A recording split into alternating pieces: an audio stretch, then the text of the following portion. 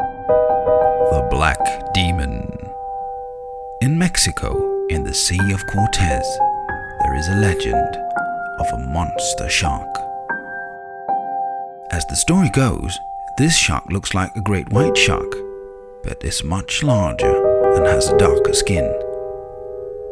And unlike normal great whites, the Black Demon has a taste for human flesh.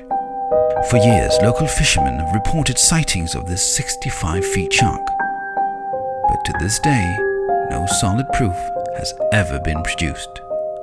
And please remember what we talked about on page 1. The human species is driven by emotions, in this case fear, possibly obstructing common sense. But a fascinating tale it is of the Black Demon.